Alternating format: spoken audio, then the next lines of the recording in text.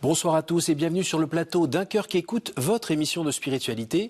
Aujourd'hui, je vous invite à découvrir la figure de Frédéric Hermel. Bonsoir Frédéric. Bonsoir Cyril.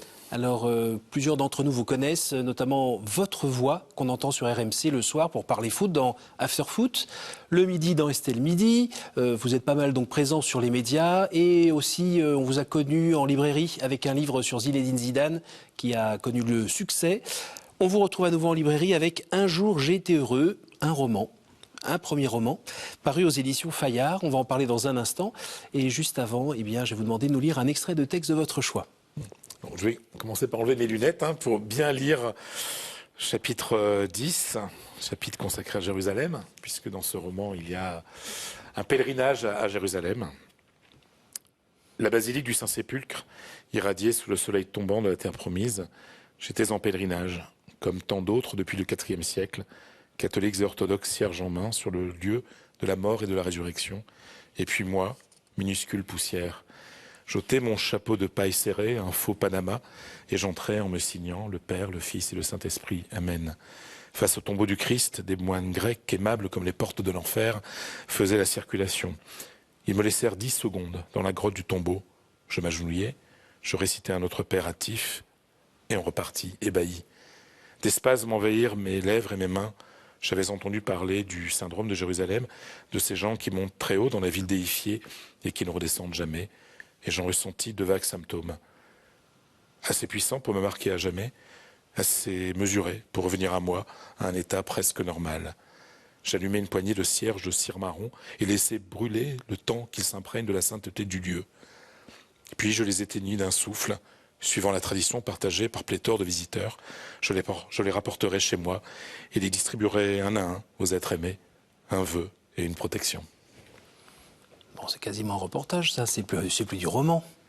C'est un roman aux saveurs autobiographiques. Alors ça, je suis allé 8 fois en pèlerinage à Jérusalem. Et là, pour ce roman, je puise dans mes sensations, dans mes émotions, de la première fois à la basilique du Saint-Sépulcre et dans la Terre Sainte en général. Vous pouvez nous dire encore quelque chose sur cette expérience que vous avez vécue là ? Alors, ce qu'il y a de fou, c'est que à chaque fois, ça fait quelque chose. La première fois, c'est du délire. Mais à chaque fois, on ne s'habitue pas en fait. Et à chaque fois, l'émotion est énorme et l'émotion est différente. Voilà, parce que 8 fois, ouais, je sais que les 3-4 dernières fois, dès que je passais la porte de Jaffa, je savais parfaitement sans regarder sur le plan. Pourtant, bon, c'est quand même un dédale, les rues ce qu'on appelle en hébreu la Ir Hatika, la vieille ville de Jérusalem. C'est un dédale, donc. Et là, pourtant, je retrouvais tout seul le chemin jusqu'au Saint-Sépulcre. Et il y avait cette magie à chaque fois et de se dire, mais waouh, c'est le tombeau de Jésus, quoi. Enfin, et par moments, quand je puise dans mes souvenirs, je me demande parfois encore si c'est réel ce que j'ai vécu, tellement c'est puissant. Et ce qui a été partagé par tous les pèlerins qui sont allés en Terre Sainte, ça c'est évident. Et ce que vous vivez là, sur le plan émotionnel, c'est fort, mais est-ce que ça rappelle un moment dans votre vie où vous avez eu l'impression de faire une rencontre interpersonnelle avec le Christ ? Oui. Moi je dis que je n'ai pas beaucoup de mérite de croire en Dieu parce que je l'ai rencontré. Heureux ceux qui croient sans avoir vu. C'était quand ? J'avais 14 ans. En fait, à l'âge de 13 ans, j'ai perdu mon père. Ça a été très compliqué. Là, on est dans le nord de la France ? Oui, je suis d'un petit village du Pas-de-Calais. Mort de mon père. Vous en parlez dans le livre ? Oui, j'en parle dans le livre parce que bon, c'est la balade en vélo ? Voilà, mon père meurt d'une rupture d'anévrisme alors que je fais du vélo avec ma petite sœur qui a 10 ans. Un soir de mai, à la campagne, dans un petit village du Pas-de-Calais. Voilà. Aucun signe avant-coureur. Et puis là, la vie qui bascule. Et puis moi qui étais un très bon élève, notamment en lettres et en français, en histoire, en langue et tout, j'avais toujours entre 0 et 0,5 fautes. Oui. Je passe à faire des 25 fautes et 30 fautes d'orthographe, quoi. Donc voilà, ça va pas. Et l'année de mes 14 ans, un soir, je vois la main de Dieu. Je vois la main, avec tout l'avant-bras. Voilà, vous savez, quand vous êtes en train de plonger, puis il y a une main qui vient vous secourir. Il y a quelques tableaux Renaissance où on voit aussi une main qui vient un peu du ciel. Moi, c'était une nuit comme ça. C'était il y a Qu'est-ce des qu'elle a expériences fait, comme qu'est-ce ça. qu'elle a fait, cette main? Eh ben, elle m'a sorti du trou dans lequel j'étais en train de plonger. C'est-à-dire, c'était à peu près au moment où je faisais, oui, je redoublais ma troisième et ça se passait pas bien. Et puis finalement, dernier trimestre, c'était fantastique. Et après, je fais un très bon lycée, puis de très bonnes études universitaires. Et puis maintenant, j'ai la chance d'avoir un bon boulot, quoi. Voilà, alors que j'aurais pu finir très très mal. Il y a un professeur roux à grosse moustache Oui, qui était oui, là oui. aussi. Oui, il était là aussi. J'ai changé le nom, bien entendu, dans le livre. Un monsieur qui m'a parlé comme on parle à Un frère, un fils. ouais, enfin un fils. En même temps, il me traitait comme un enfant, mais il me parlait comme un adulte en fait. Et j'avais aimé ça, quoi. Voilà, il s'était occupé de moi et il comprenait la douleur d'être dans une famille endeuillée. En plus, 6 mois après la mort de mon père, ma mère avait perdu son travail et ma mère a fait des petits contrats pendant des années et des années. Donc c'était vraiment très très compliqué. Il y avait une véritable inquiétude sur l'avenir et lui m'a parlé d'avenir. Et c'est vrai que depuis, la vie que j'ai eue, notamment, j'ai passé 30 ans en Espagne comme correspondant, où j'ai fait plein de choses, et le fait maintenant de pouvoir écrire des livres, c'est mon 3e livre. Voilà, donc oui, j'ai eu beaucoup de chance parce que j'ai rencontré des gens, j'ai rencontré Dieu, mais j'ai aussi rencontré des gens qui m'ont beaucoup aidé, qui m'ont aimé, qui m'ont accompagné. Dans le livre, vous prenez 1 ou 2 pages, dans mon souvenir, où il y a vraiment ce côté... J'ai décidé à ce moment-là de croire en Dieu et de ne pas lui en vouloir, alors que dans la maison, ça pouvait gentiment partir un peu Ouais. Alors j'ai pas décidé en fait parce que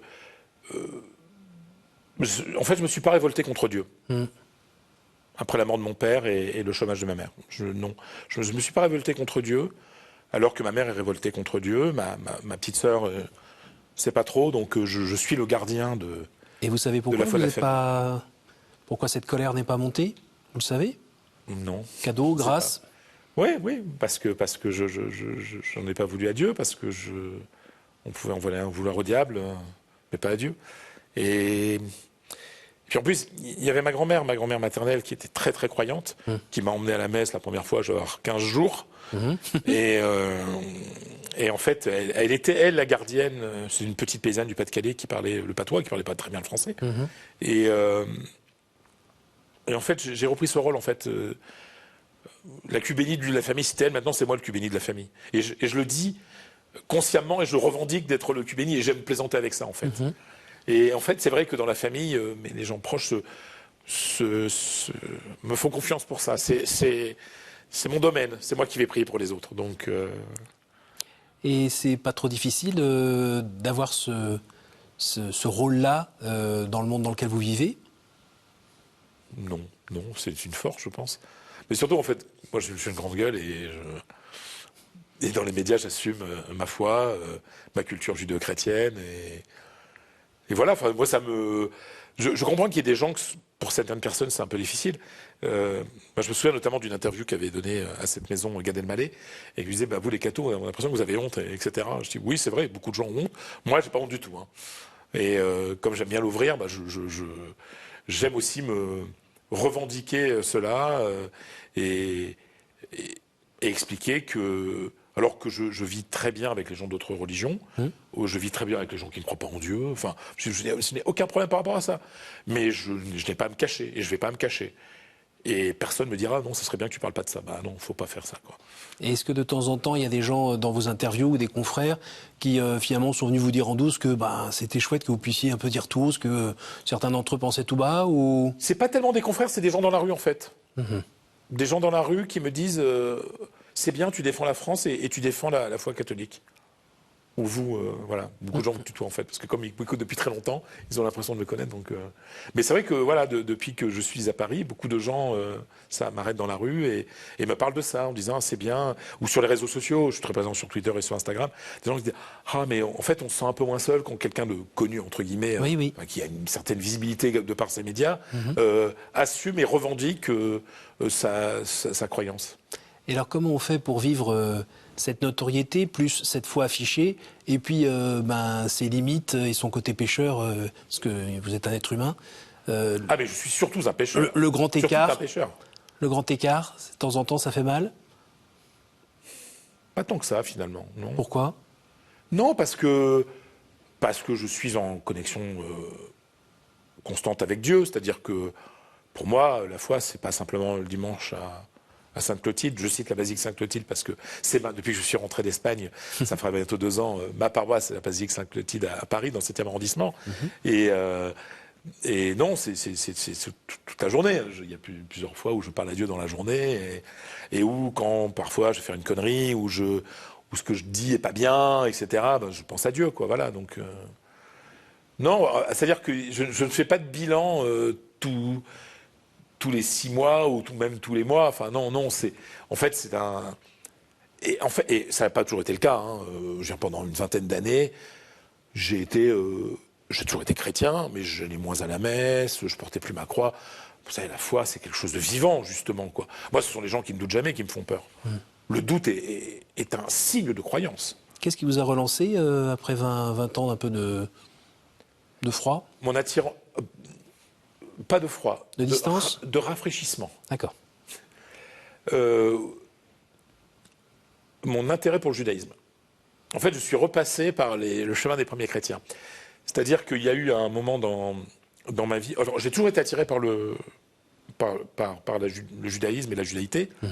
Quand j'étais petit, comme j'avais une belle voix, je lisais à la messe. J'étais enfant de cœur et je lisais à la messe jusqu'à l'âge de 18 ans, hein, avec une amie du village, qui est toujours mon amie Corinne. Un dimanche c'était elle, un dimanche c'était moi. Et moi, dès que je lisais les textes et que j'entendais parler les Juifs, Jérusalem, la Judée, enfin la Samarie, ça me faisait frissonner. Donc il y a toujours eu quelque chose en moi là-dedans. Et puis j'ai eu envie à un moment d'apprendre l'hébreu. Et à Madrid, il y avait un centre d'études judéo-chrétiennes qui doit exister encore. Et j'ai étudié avec une prof d'hébreu dans ce centre d'amitié judéo-chrétien. Oui. Et une prof, ce qu'on appelle les profs d'Ulpan, les Ulpanim, ce sont les écoles d'hébreu pour les juifs qui font leur alia, donc qui s'installent en Israël. Et donc elle est spécialisée, comme on dirait, en français langue étrangère. Voilà. Et donc j'ai acquis un très bon niveau, je suis allé en pèlerinage à Jérusalem, etc. Et c'est vrai qu'à un moment, j'ai été très tenté par le judaïsme. Et même par moments, peut-être une envie de conversion, j'ai commencé à m'enseigner, etc.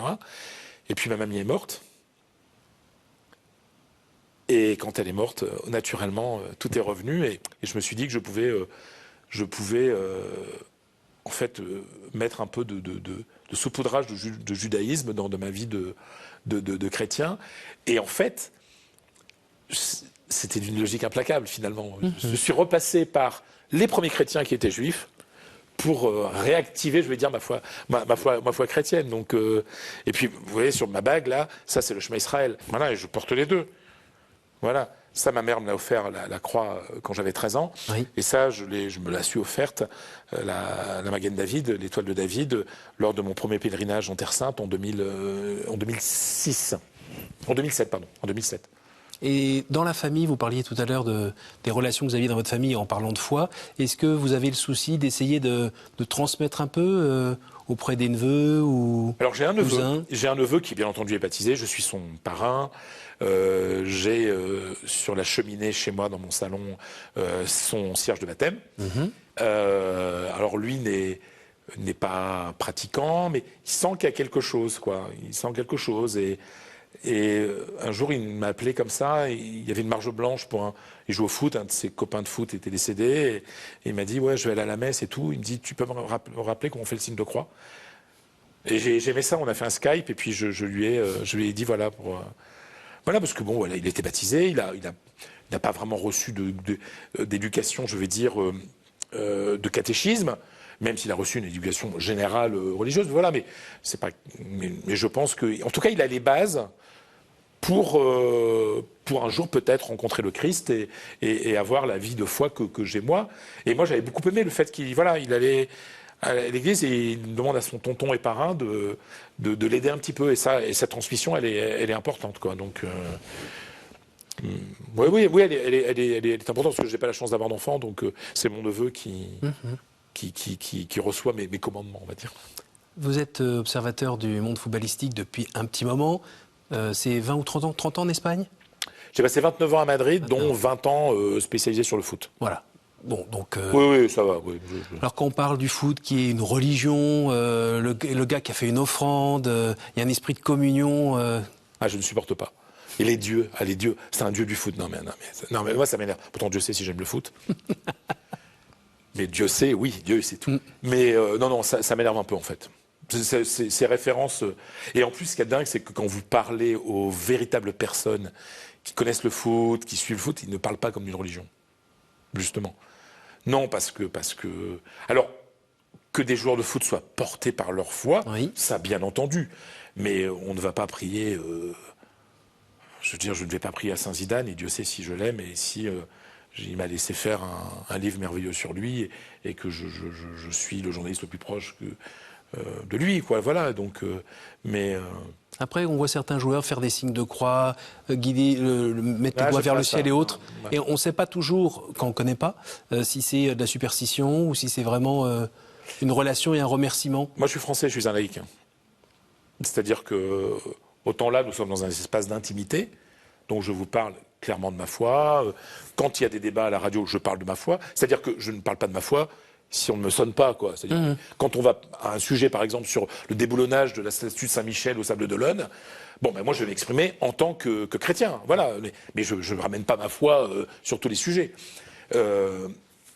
Mais pendant un match de foot, moi, je pense qu'il ne faut pas qu'il y ait de religion, c'est tout. Enfin, et ça me gêne. Je pense que le signe de croix que je peux faire, par exemple, à un moment où je vais rentrer sur un plateau de télé où je vais avoir très peur, avant, parce que c'est quelque chose de nouveau, je vais faire un nouveau travail, etc. Et je vous ai vu, vous en avez fait 3 tout à l'heure avant d'entrer. Non, mais en fait, j'ai pas fait celui de croix, mais je suis venu avec mon chapelet de buis de Lourdes. Vous voyez? Ben oui, il est là, mon chapelet. C'est bon, il est à la maison, ça va. Il est à la maison, c'est pour ça, non. Mais c'est vrai que parfois, mais je le fais vraiment en cachette, etc. Donc après, les joueurs, on peut faire un signe de croix dans le vestiaire et pas le faire devant tout le monde. Moi, je pense qu'il faut pas. Et j'aime beaucoup la France pour ça, parce que la France est un pays où la laïcité protège la foi, et chacun a sa place, et c'est très bien. J'aime pas trop le mélange des gens, en fait. Côté musique, vous en parlez un petit peu dans le livre. On a l'impression que les Ferré, Brel ont l'air d'avoir une place particulière dans votre cœur. C'était pas des pieds de sacristie dans mon souvenir. Non. Léo Ferré, c'est ni Dieu ni maître. Hein, donc, mais je l'ai rencontré et je l'ai interviewé 3 fois. Ma première interview, j'avais 20 ans et j'étais stagiaire à Radio France Fréquence Nord, ce qu'on appelle aujourd'hui France Bleu Nord à Lille.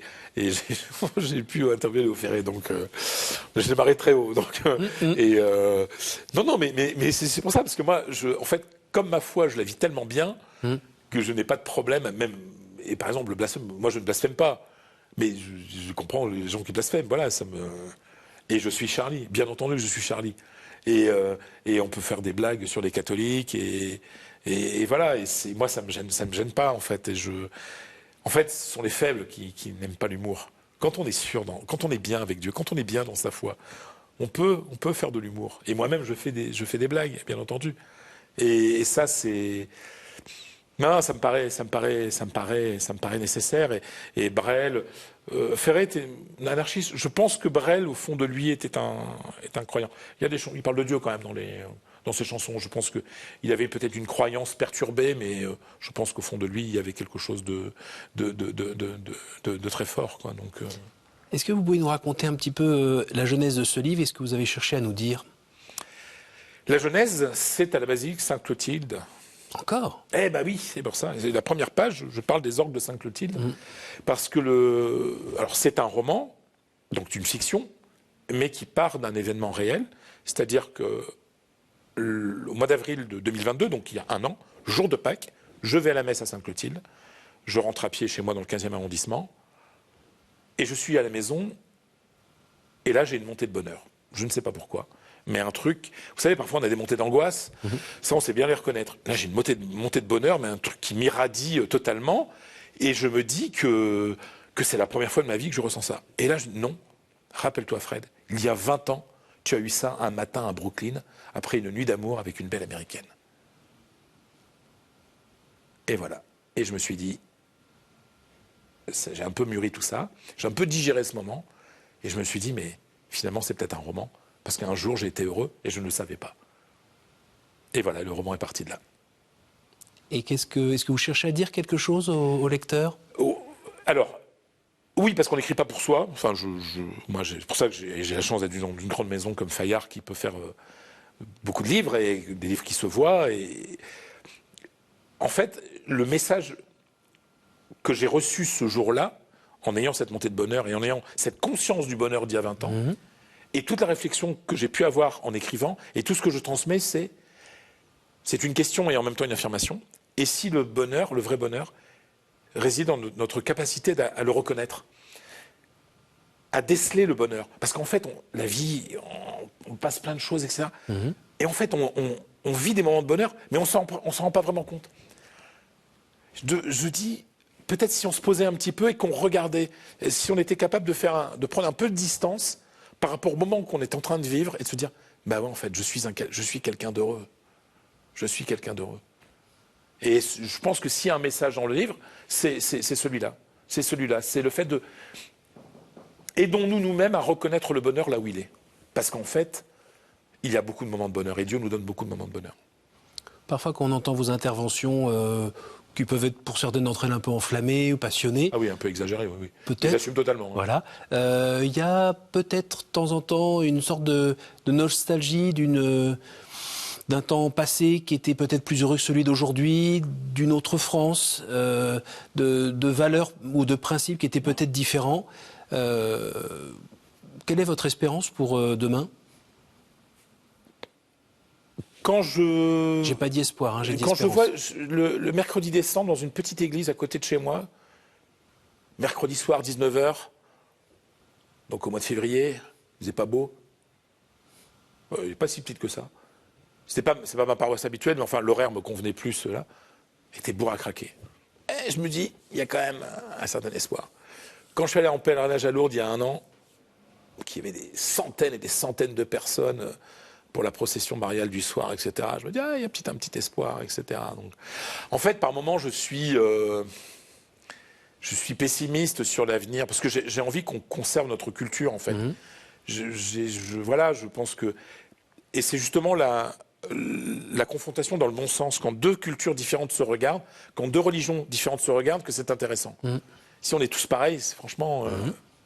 J'ai pas envie qu'il y ait des Starbucks partout chez moi, en fait. Je veux qu'il y ait des vieux bars avec des zinc en zinc, justement, des comptoirs en zinc, quoi. Voilà. Et qu'on se rende compte qu'on a fait 300 km et qu'on est dans un autre pays. Ben voilà. C'est pas juste la même galerie marchande. Exactement. Enfin voilà. Et quand à la radio, à la télé, je défends le fait, par exemple, qu'on ait une certaine gastronomie, mais je dis, mais même d'un point de vue économique, les Américains vont pas venir à Paris pour manger un hamburger, quoi. Enfin, ils ont déjà ça chez eux, donc non, je pense qu'il faut conserver. Après, j'ai la chance, moi, de venir d'un petit village du Pas-de-Calais qui garde ses traditions, et voilà. Enfin, je pense que c'est surtout dans les grandes villes où on sent que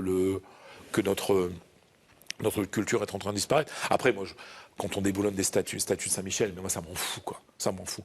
Autant je suis radical sur la laïcité, chacun à sa place, autant quand c'est du domaine du culturel, autant pour le culturel, c'est le mettre de l'intime et chacun à sa place. Autant dès qu'il s'agit du culturel, démonter une statue de Saint-Michel, ce n'est pas une atteinte à la foi chrétienne, c'est une atteinte à la culture judéo-chrétienne de la France.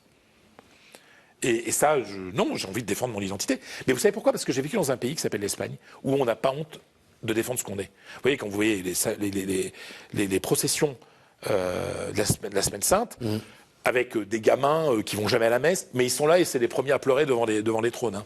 Donc, vous savez, l'Espagne est un pays qui conserve ses traditions. Donc moi, j'ai envie que mon pays soit comme ça et se batte pour conserver ses traditions. On arrive déjà à la fin de l'émission, le moment des 3 questions. Je vous écoute, un chiffre entre 1 et 10, s'il vous plaît. Le 3. Quel est le personnage ou saint que vous aimeriez retrouver au ciel ? Ah, mais là, c'est une évidence. Saint-Antoine de Padoue. Une autre ? 7. Quel est l'endroit ou le lieu qui vous porte le plus à la prière ? Le tombeau de ma famille. Une dernière ? À la première ? Vous êtes sûr ? Ouais.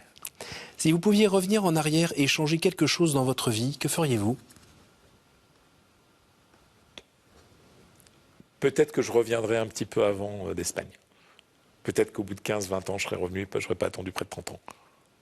Merci Frédéric d'avoir pris le temps de venir nous présenter votre livre et nous avoir partagé ce qui vous anime avec la chaleur qu'on vous connaît. Je rappelle le titre de votre livre, Un jour j'ai été heureux, un roman paru aux éditions Fayard. Merci à vous tous pour votre fidélité. N'hésitez pas à retrouver ce programme sur notre site www.ktotv.com. Et j'en profite pour faire un petit salut aux personnes qui nous écoutent en podcast. À la semaine prochaine.